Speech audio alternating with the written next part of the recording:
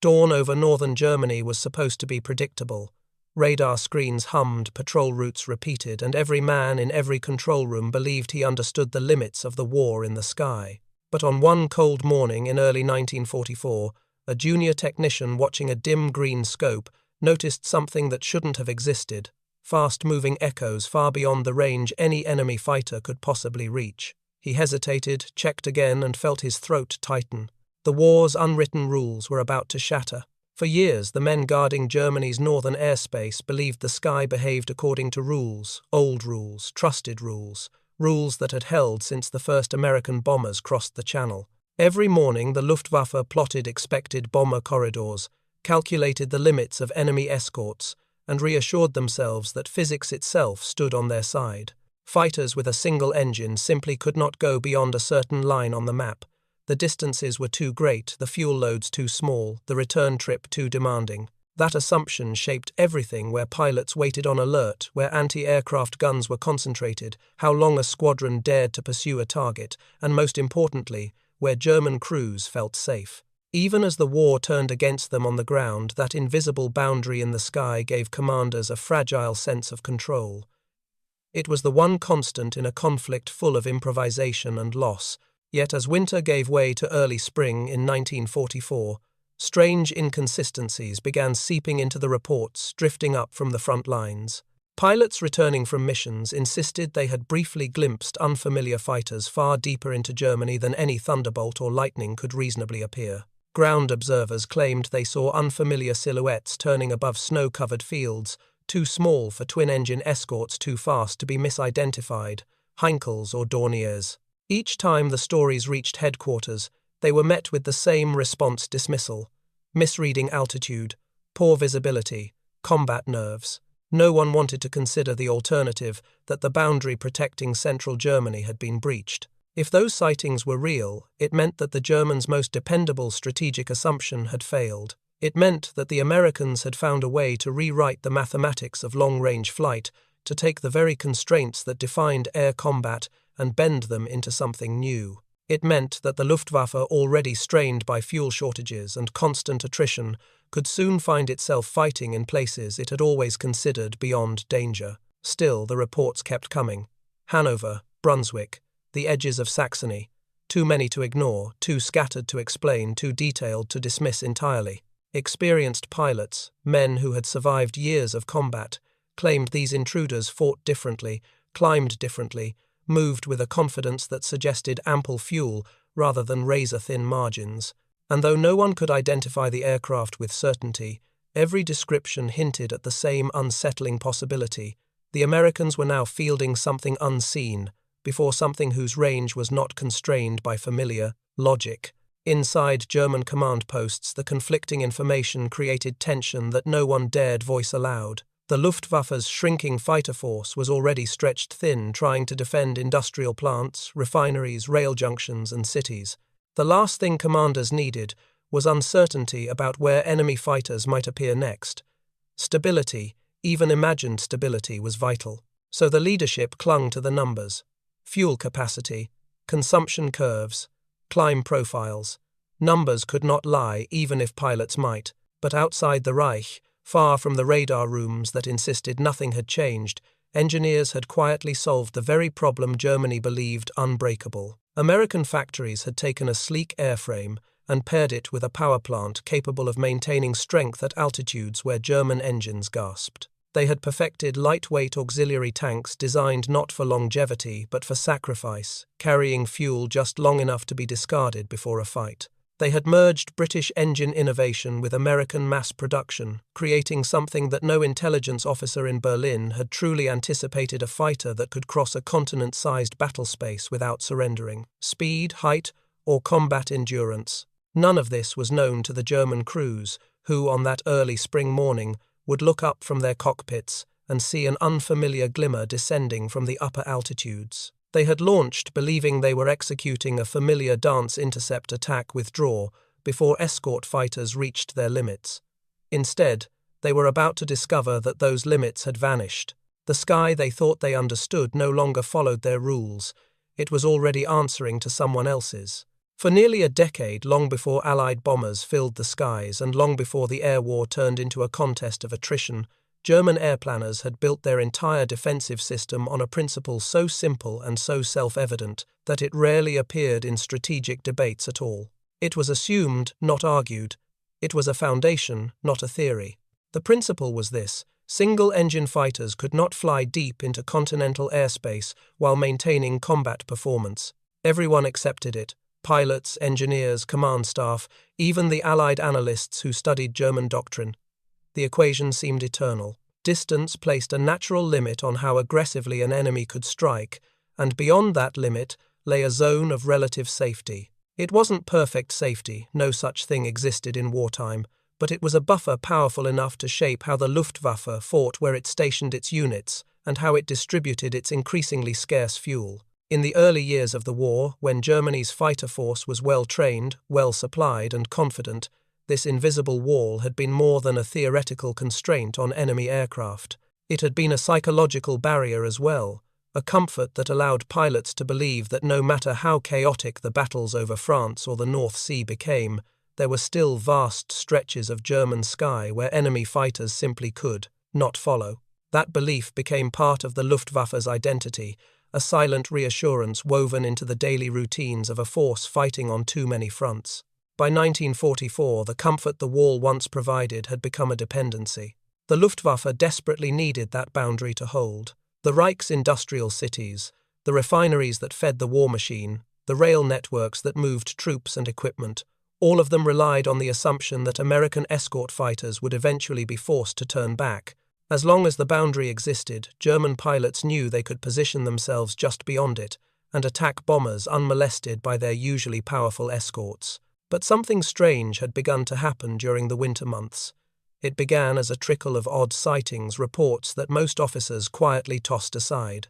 A flight of Bf 109 seconds returning from an interception near the Ruhr claimed they'd seen small fighters circling at an altitude higher than the P-47 Thunderbolt was known to reach. A ground observer near Kassel insisted he'd spotted sleek, fast-moving silhouettes diving on a bomber formation, then climbing almost vertically back into the thin winter clouds. These were unusual, certainly, but not alarming.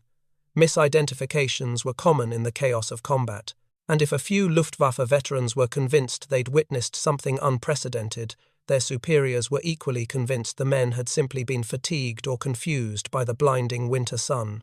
Still, the sightings continued. One particularly troubling report came from an ace with more than 200 combat missions behind him. He claimed that the enemy fighters he'd seen had not only reached central Germany, but had done so with such apparent fuel confidence that they fought aggressively rather than defensively. As he wrote in his logbook that evening, they behaved like pilots who knew they were not pressed for time. That detail disturbed him, though he never voiced it aloud.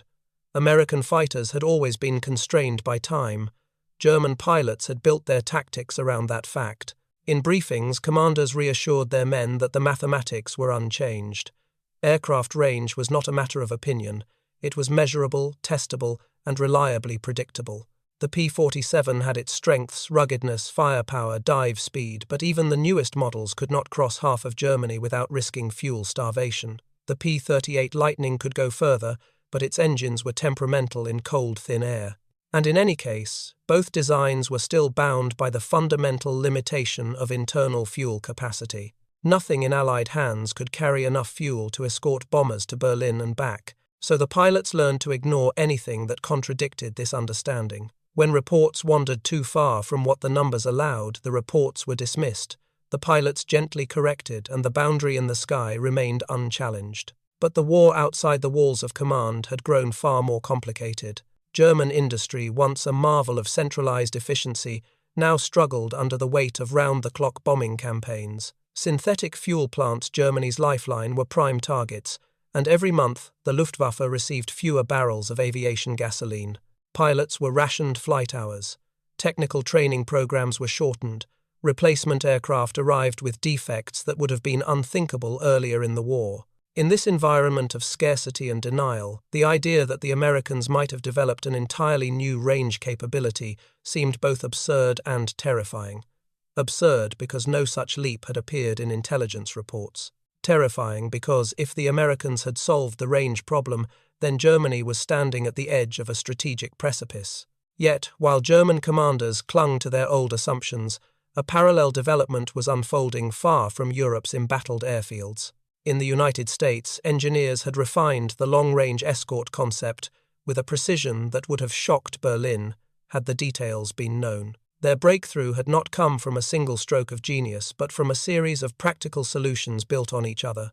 New fuel tank designs, more efficient superchargers, improved aerodynamics, production techniques borrowed from Detroit's automobile lines. The new fighter was not just a machine, it was a system, a synthesis of Allied engineering strengths that Germany had badly underestimated. In England, crews trained to use the aircraft not merely as an interceptor, but as a tool to reshape the entire air war. They drilled on formation tactics optimized for endurance. They studied maps of central Germany, learning the geography of regions they had never seen firsthand. They practiced fuel management techniques that would wring every possible mile from their tanks. And all the while, the Germans reaffirmed their belief that such operations were impossible. In the early months of 1944, the contradiction between German certainty and American innovation hung invisibly over Europe. On some days, the discrepancy manifested as fleeting glimpses of unfamiliar fighters at improbable distances. On others, it appeared as minor tactical shifts in how Allied escort groups behaved, lingering longer near the bomber streams, climbing higher before peeling away, turning back slightly later than expected. Individually, these anomalies were easy to explain.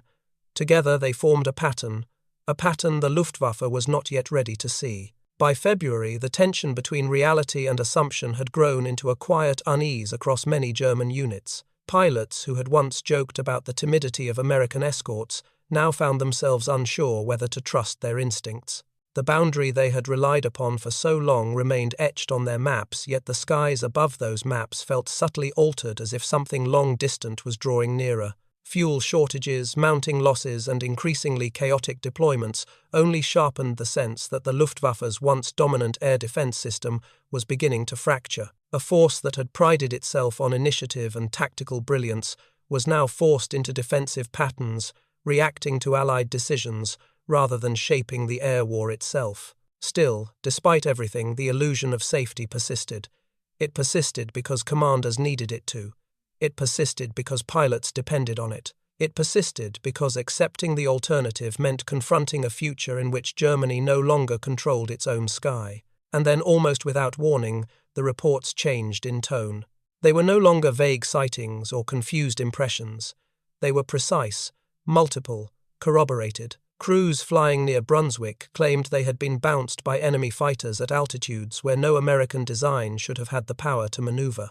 Interceptors scrambled near Leipzig reported that their formations had been attacked from above, again an impossibility, according to the Reich's own intelligence assessments. Most unsettling of all were the stories coming from pilots who returned visibly shaken. These men were not inexperienced replacements or trainees prone to overreaction. They were battle-hardened veterans who rarely displayed emotion, yet they spoke with an unease their comrades could not ignore. "They were waiting for us," one pilot muttered after climbing down from his Bf 109, as if they knew exactly where we would be. The officers listened politely, offered reassurances, and repeated the same explanations: fatigue, cloud shadows, misidentifications. But the men who had seen the intruders knew otherwise. Something was coming. They could feel it in the way the enemy formations shifted, in the subtle changes in bomber escort patterns, in the increasingly bold maneuvers of American fighters near the edges of German airspace. Something had changed in the sky. They just didn't know what. On the eve of March 1944, the invisible wall, the boundary on which the Luftwaffe had built its entire defensive identity, stood unchanged on every printed map in Germany. But in the skies above those maps, the first quiet cracks were already spreading. By the first week of March 1944, the signs that something was fundamentally shifting in the air war were finally too loud to ignore. Radar operators across northern Germany began noticing patterns they couldn't explain. Escort fighters lingering longer beside bomber streams, groups of small, fast returns appearing in places where no American fighter had any reason to be. The anomalies formed a mosaic of warnings, but each fragment was still interpreted through the lens of old assumptions. Every anomaly had a convenient explanation because German doctrine demanded one, yet the sky doesn't consult doctrine. On the morning of March 6th, the Luftwaffe woke to one of those rare days when flying conditions across northern Europe aligned in almost poetic clarity. The air was cold and clean, the horizon sharp, the cloud deck scattered enough to allow formations to climb without fear of sudden turbulence. B-17 seconds and B-24 seconds from England began assembling shortly after dawn, their engines beating a low, distant rhythm that would eventually merge into the sound every German civilian had come to dread, the hum of thousands of horsepower marching toward the heart of the Reich. Inside German command centers, the day felt ordinary routine even.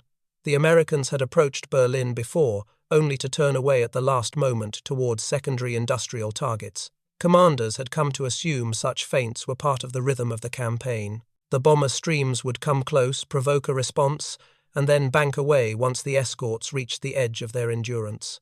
Germany had built its defensive choreography around this predictable dance. Shortly before noon, however, the first hint that the pattern was broken came from a radar station near the Weser River.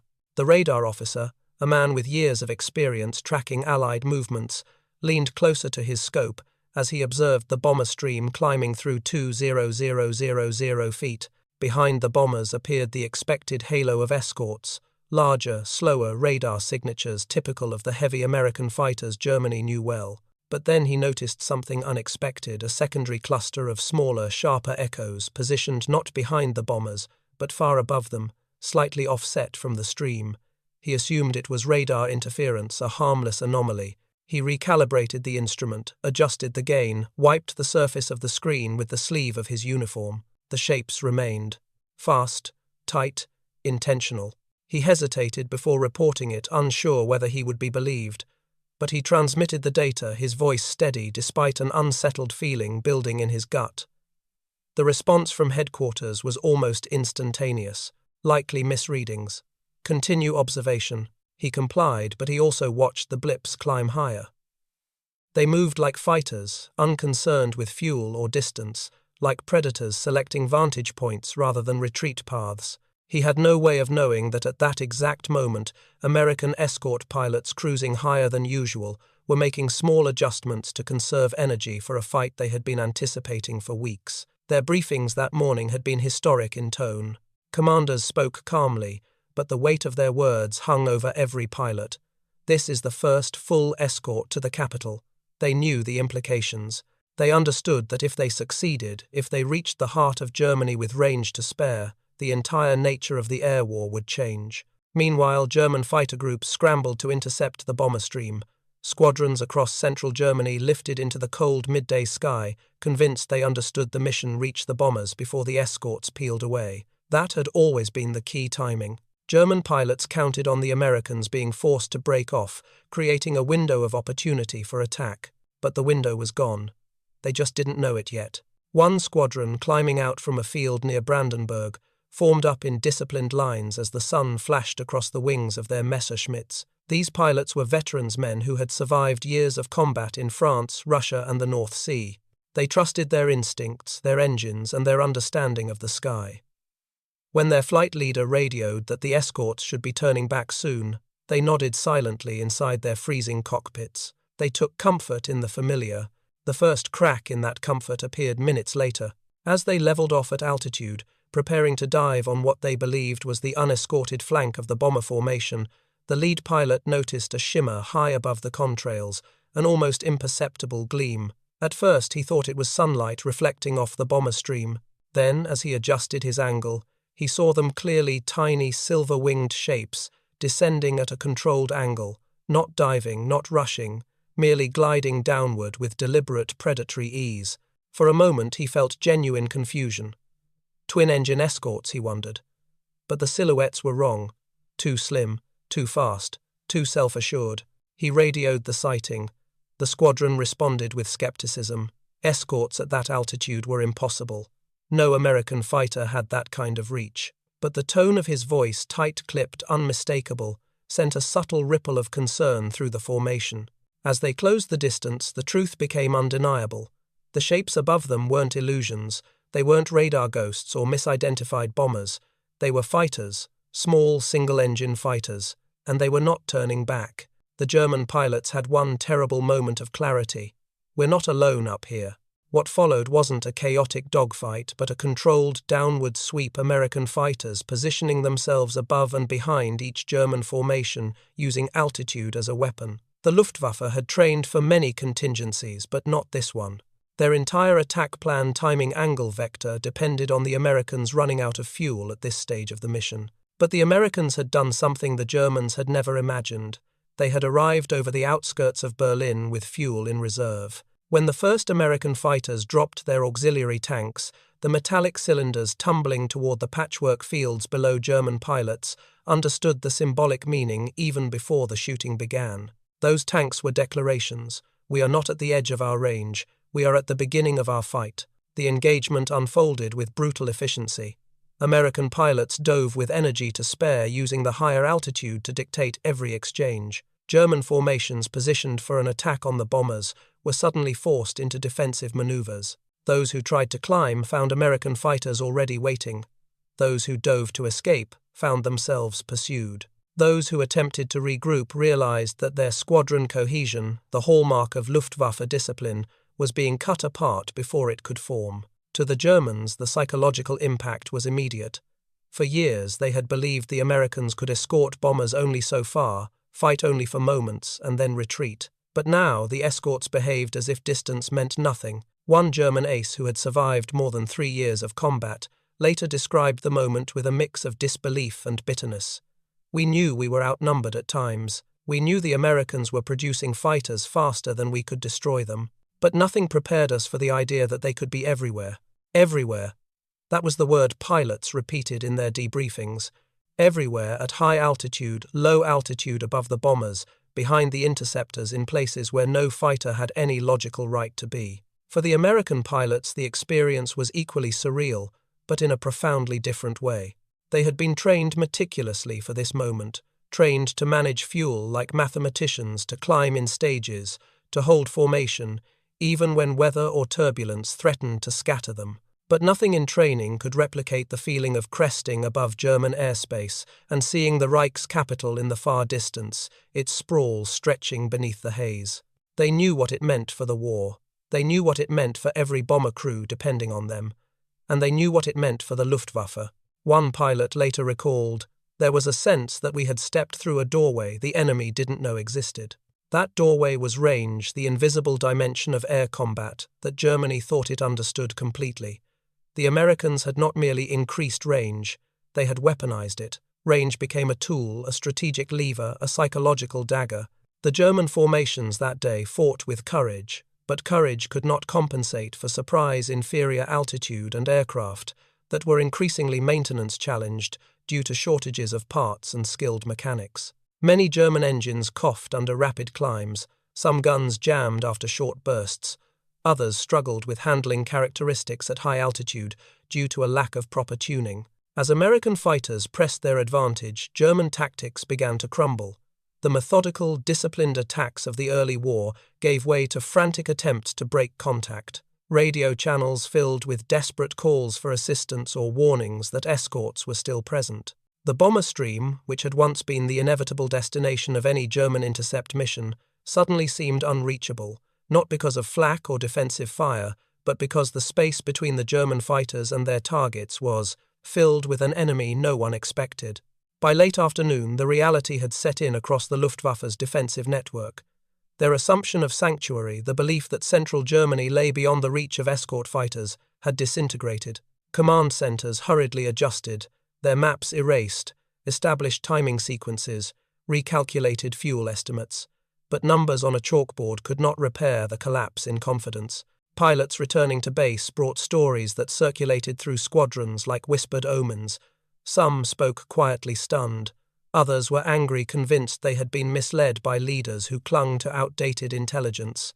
A few, shaken in a way they had never been before, simply sat in silence beside their grounded aircraft, staring at the fading contrails overhead. The shock was not just operational, it was existential. The Luftwaffe had lost something intangible but essential: certainty. In the days that followed, Germany's defensive strategy began to warp under the weight of this revelation. New orders were drafted, old assumptions were scrubbed. Commanders demanded explanations from engineers, intelligence officers, anyone who might offer a technical reason for what had happened. But the reason was simple. The Americans had solved a problem the Germans believed unsolvable, and the consequences of that solution were only beginning. The day the escorts reached Berlin was not merely a tactical event, it was a rewriting of the geometry of the sky. The Luftwaffe no longer knew where it was safe, where to intercept, where to ambush. Its greatest strategic strength, localized dominance, had been inverted. Now the Americans held the advantage of dictating when and where fights occurred. For the first time, the Luftwaffe was reacting to a foe whose reach exceeded the boundaries of German planning. And as the sun set on March 6th, the pilots who had survived the encounter realized they were not facing a stronger enemy, they were facing a new kind of war.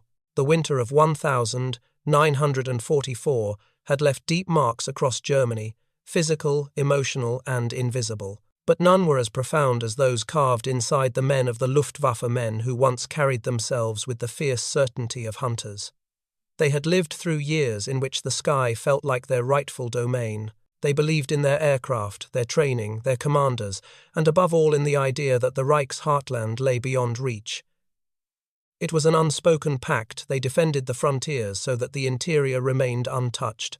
But after March 6th, that pact felt broken. The shock of seeing P-51 seconds over Brandenburg and later over Berlin did not end with that day's engagements.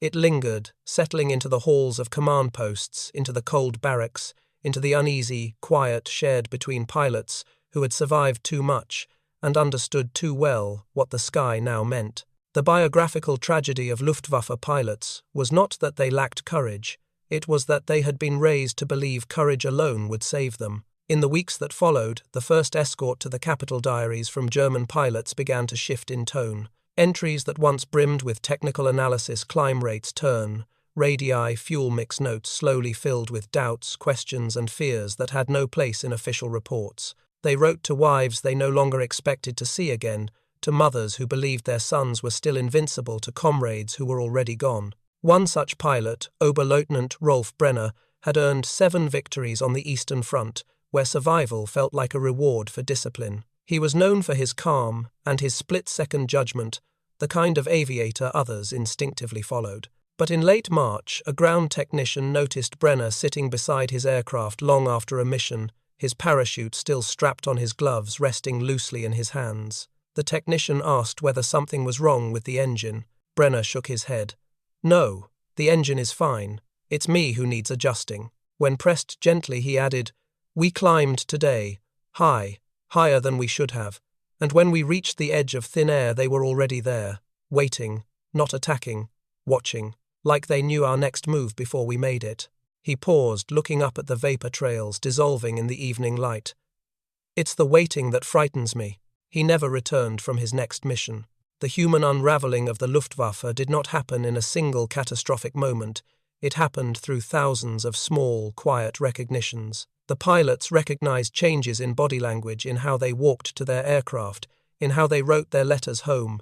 This subtle decay was invisible to the outside world, but among the men who flew every day, it was unmistakable. Even the most hardened aces could feel it. Major Hans Kogler, who had first glimpsed the silver shapes over Brandenburg, was not the kind of man easily shaken. He had survived the Battle of Britain, the Russian front, and countless engagements that claimed pilots far more celebrated than he. But the psychological wound inflicted by that first encounter did not heal the way others had.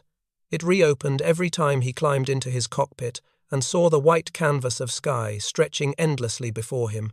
One evening, after debriefing a mission that ended with yet another group of losses, he stayed behind in the operations room long after the others had left. A young adjutant found him standing motionless, eyes fixed on the wall map. Dozens of strings, pins, and markings showed the projected routes of incoming bomber formations. "What are you looking for, Herr Major?" the adjutant asked. Kogler didn't turn. "The old map," he murmured. "The old map, the one we believed in." The adjutant didn't understand, but Kogler's words captured a sentiment shared by many of his surviving peers. The belief system that had sustained them, range estimates, escort limits, Tactical zones had collapsed in a single day, and with it, their mental framework for survival. The tragedy deepened as pilots began noticing the decline of their replacements. Young men arrived at their units with a mere sliver of the training once required. They were earnest, patriotic, willing but completely unprepared. They clutched manual pages instead of instinct. They asked questions no one had time to answer. They looked at veterans with reverence, unaware that those veterans carried the growing awareness that experience offered no guarantee anymore. Lieutenant Jakob Riedel, just 19, was one of these young arrivals. His first time climbing into a Messerschmitt, he paused to run his hand gently along the wing, as though greeting a living thing. A veteran passing by smirked at the gesture, not cruelly but with a kind of sad resignation. "What's your name, kid?" "Riedel, sir." "First combat flight?" "Yes. Tomorrow morning." The veteran nodded slowly. "Stay close to your Schwarmführer." Riedel tried to smile. "Will that keep me alive?" The veteran hesitated, then spoke with the blunt honesty of a man who had buried too many truths beneath clichés. "It used to." Riedel was killed on his second sortie. For every such loss, morale inside the Luftwaffe weakened another degree. The older pilots no longer saw themselves as hunters, but as caretakers, escorting children into storms they themselves barely survived. Many stopped marking victories on their rudders. The boastfulness of early war triumphs was replaced by something quieter, more mournful. Instead of counting the aircraft they shot down, they counted the ones they failed to bring back. One of the most poignant shifts was in how pilots treated their personal effects. Early in the war, they carried souvenirs, lucky charms, gifted scarves, wedding rings pinned inside jackets. But by 1944, many began leaving letters on their bunks each time they flew. Some wrote apologies to loved ones for leaving them behind. Some left instructions for brothers or fathers who still held on to hope. Some left blank pages as if the words themselves had evaporated. At airfields across Germany, the tone of pre-flight briefings transformed as well. Gone was the confident banter, the subtle competition, the jokes about flying faster than one's comrades. Briefings became silent rituals. Men studied maps without speaking, glancing occasionally at the clock, waiting for the inevitable moment when their names would be called. Commanders attempted to rally their units with speeches about courage, duty, homeland, but those words had lost their power. The pilots didn't lack courage. They lacked faith in the premise that courage would matter. Even ground crews, the unsung backbone of every flying unit, felt the shift. Mechanics, who once lovingly tuned engines to perfection, now worked with trembling hands, knowing they were sending men into a sky dominated by an enemy whose reach seemed limitless. Some began slipping personal notes into cockpit compartments, prayers, charms, or small folded pieces of cloth from home. Their work had become not just mechanical preparation but emotional farewell. One mechanic, a man named Weber, was known for how he touched the tail of each aircraft before takeoff, as if blessing it. When asked why, he replied, "I do it so that if the pilot dies, he won't go alone." That quiet statement encapsulated the emotional landscape of the Luftwaffe by late 1944. They were no longer fighting for victory, they were fighting for one another, for the hope of sharing one more meal, one more laugh, one more sunrise. In the air, the change was even more profound. American pilots flying their new escorts with increasing confidence began to notice something different about their adversaries. The Luftwaffe fighters still fought fiercely when engaged, but the engagements had lost coherence. There was less formation discipline, fewer coordinated attacks, more abrupt withdrawals. Smoke trails from evasive dives became more common than defiant climbs. One American pilot later recalled, "In the early months, you could feel the will of the German fighters. They attacked because they believed they could win. By late 44, you could feel something else, a kind of sorrow. This sorrow manifested in unexpected ways. Some German pilots, seeing the hopelessness of their situation, chose to break away without firing a shot, diving for cloud cover, or returning to base before meeting the escorts. Others attacked recklessly, choosing a quick end over the slow erosion of morale. Still others deliberately sought out isolated bombers, rather than confront the American fighters, hoping to achieve some final purpose before the inevitable caught them. There were also rare moments of unexpected humanity. One American crew reported seeing a lone Messerschmitt approach their formation level briefly with a B-24 and then peel away without firing. The bomber's waist gunner watched the German pilot raise his hand not in salute but in a gesture that looked eerily like farewell. Stories like that circulated among crews on both sides, fragments of shared recognition in a war that was costing youth on a scale neither nation had fully anticipated. By the winter of 1944–45, the Luftwaffe's decline had become not just visible, but palpable. The veterans who remained understood they were witnessing the end of something once feared across Europe. They flew not because they believed in victory, but because they felt bound to a sense of duty shaped long before the sky changed. Hans Kogler, who had once stood before a map searching for the old world, flew his final mission in January. His engine failed under fire. He crash-landed in a frozen field. He survived the impact, but died of his injuries 2 days later. In his pockets were 2 items, a letter to his sister he had never mailed, and a small compass that no longer pointed true its needle, damaged by magnetic shock. Many Luftwaffe pilots felt the same way. Their internal compass shattered, the direction that once guided them lost. In the last weeks of the war, the corridors of the flight barracks became eerily quiet. Pilots no longer asked about strategy. They asked only which of them would return each day. Some began gathering in small groups at night, sharing memories from years when the sky still felt like possibility rather than inevitability. They passed cigarettes, sang old songs in tired voices, and spoke of lives they hoped to resume: farms, carpentry, university studies, lives that grew more distant with every sunrise. And yet they continued to fly. Not because they believed they could stop the bombers, not because they believed in the rhetoric broadcast from Berlin, but because they felt loyalty to one another. Their world had compressed from the defense of the Reich to the faces of the men standing beside them on the airfield. The tragedy of the Luftwaffe was not just defeat, it was the gradual realization of defeat while still being required to fight. In their final missions, many German pilots flew with a strange combination of resignation and resolve. They were no longer defending territory, they were defending dignity. Their battle was not against the Americans, it was against the unbearable sense of disappearing.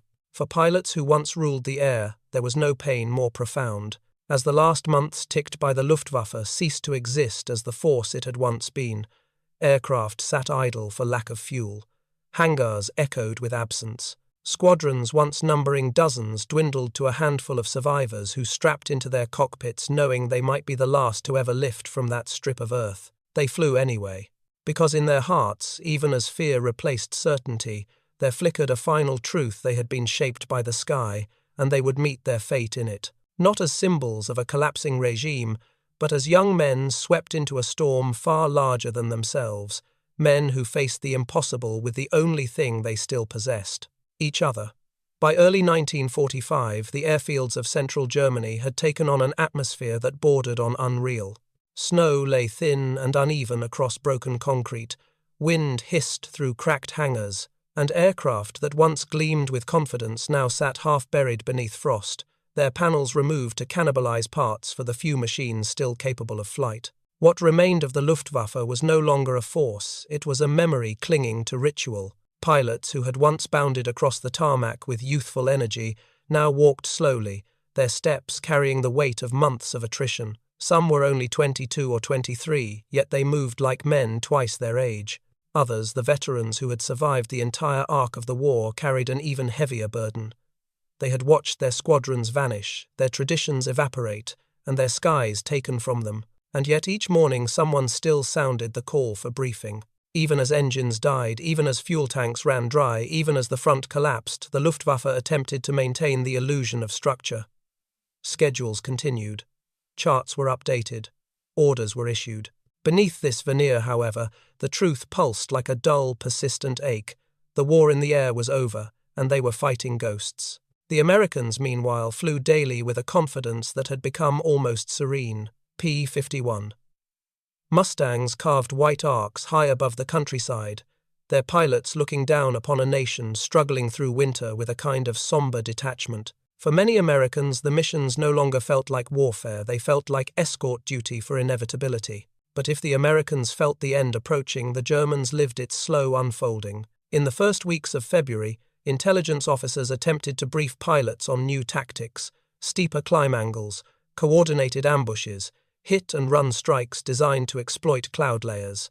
but the pilots understood the truth better than those briefing them. Tactics required fuel numbers, timing, and training.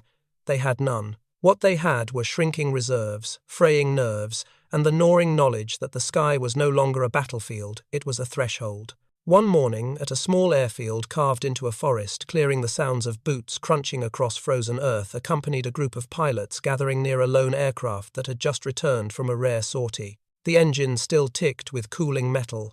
Steam drifted upward like a sigh.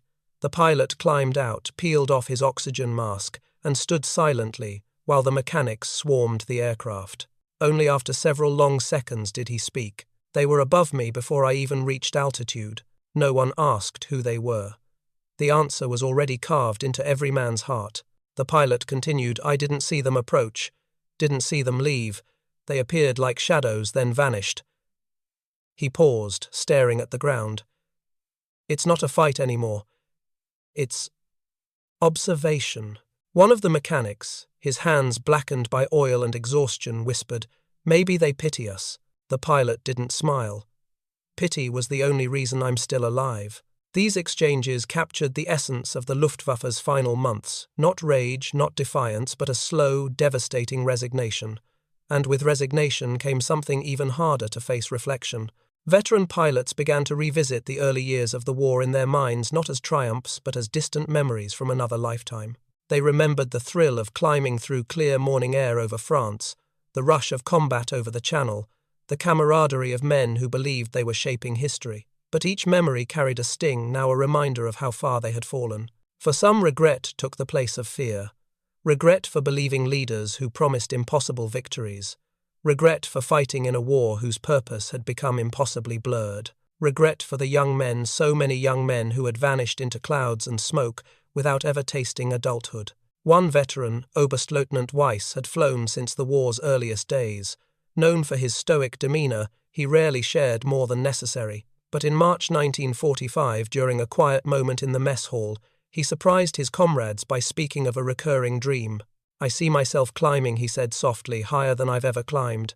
The engine is smooth, the fuel is endless, the sky is empty, no enemies, no allies, just space. But when I look down, there's nothing. No Germany, no cities, no airfields, nothing, only clouds. And I realize I've been climbing not to fight, but to escape. No one spoke. They understood without needing explanation. The sky had once been their refuge. Now it too had betrayed them. What made these final months particularly tragic was how battles continued even when both sides sensed the futility. American pilots still intercepted German fighters when they rose, but increasingly the engagements felt hollow. Many German fighters were flown by youths who had never fired a gun in anger. Some had never fired a gun at all. One American Mustang pilot later recalled a moment that haunted him for years. He had spotted a lone German fighter, an inexperienced pilot struggling to maintain formation, and moved to engage. But as he closed in, the German aircraft wobbled, dropping altitude erratically, almost as if the pilot were fighting the machine rather than the enemy. I lined up, the American said, but something in me hesitated. He was just a boy, barely old enough to shave. I fired only when he regained control and turned toward our bombers. I still wonder if he even saw me. The German aircraft exploded into fragments that fluttered across a frozen field like metal snowflakes. The Mustang pilot would later describe it not as a victory but as a burden, and burdens multiplied. As fuel became scarcer, the Luftwaffe rationed sorties with heartbreaking arbitrariness. Some squadrons received enough fuel for only one aircraft to fly per day. Others were told to wait for missions that never materialized. Pilots spent hours sitting atop sandbags or leaning against the walls of makeshift shelters, listening to distant artillery and the gossip of advancing front lines. They no longer feared death in the air. They feared dying without purpose. When aircraft did take off, it often felt like ritual rather than combat. Mechanics saluted not out of formality, but out of farewell. Pilots climbed into cockpits with motions that had become prayer-like.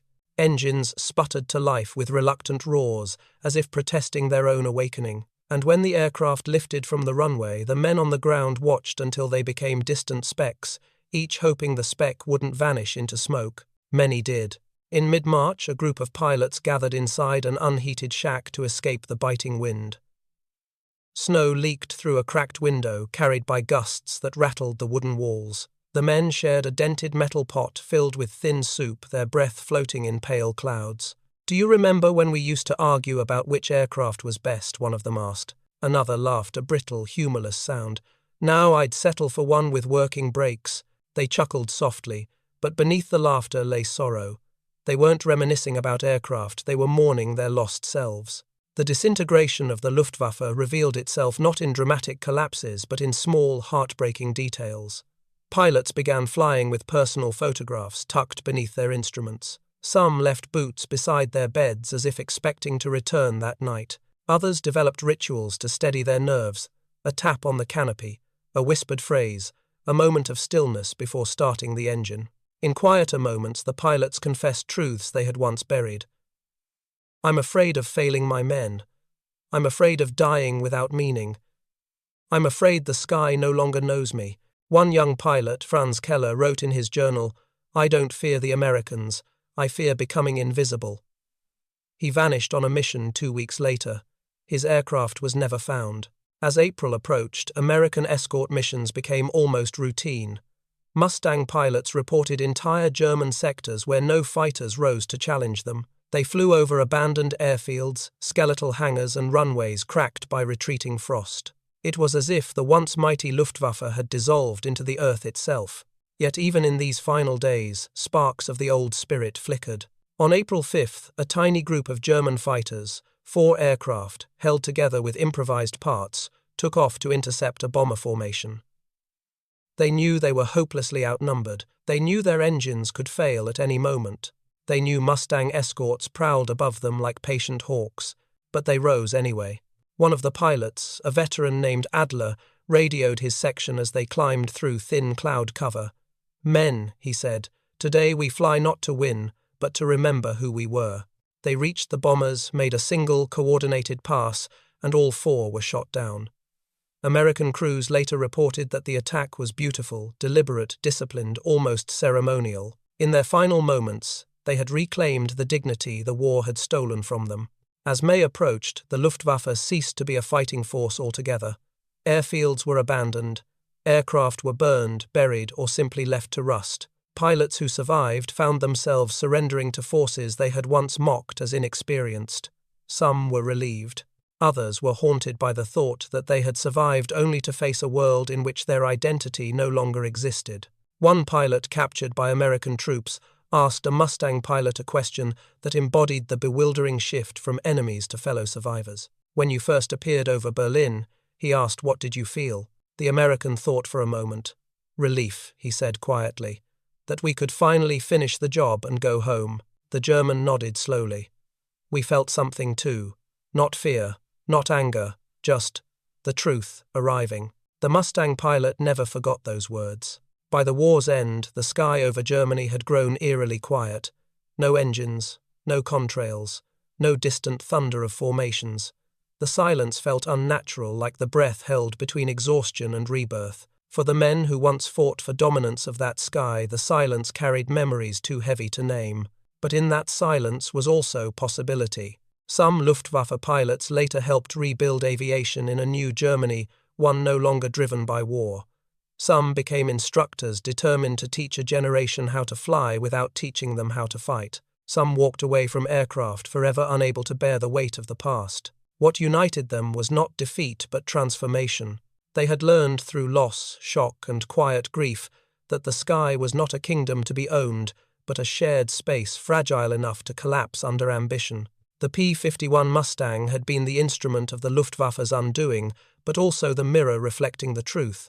Pilots on both sides eventually faced that in war skill and courage are nothing without wisdom and restraint. The Luftwaffe had entered the war believing the sky belonged to them. They ended the war understanding that no one owns the sky. Not forever. When the guns finally fell silent in May 1945, the sky over Europe carried a stillness that felt almost unnatural. For years it had echoed with engines' fire and the distant roar of young men locked in battles far above the world they left behind. But now the contrails had vanished, the formations had dissolved, and the air was left with only the ghost of wings that had carved history across its vast open canvas.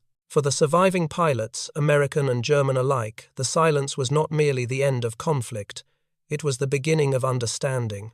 Many would spend the rest of their lives revisiting the war, in memories that came without warning, flickers of sunlight on canopies, the hum of engines at altitude, the faces of comrades who remained forever young. But beneath those memories was something deeper, the realization that the battle for the sky had never been about dominance alone. It had been about belief, ambition, fear, and the fragile humanity shared even by enemies. The Luftwaffe pilots, once certain that their homeland lay beyond reach, had been forced to confront a world where distance no longer guaranteed safety. The Mustang pilots, who carried the weight of escort duty across impossible miles, had learned that air superiority came not from bravado, but from discipline, sacrifice, and an industrial resolve their opponents could not match. Yet none of them, neither the victors nor the defeated, emerged unchanged. In post-war years, some German pilots met their former adversaries in quiet reunions, hosted on airbases reborn for peace. They spoke not of victories or losses, but of mornings in thin air, of close calls, of the strange respect that had formed between men who tried to kill each other and survived long enough to shake hands. They discovered to their own surprise that the sky which once divided them had become the place where they understood one another best. American veterans, too, felt this unexpected kinship.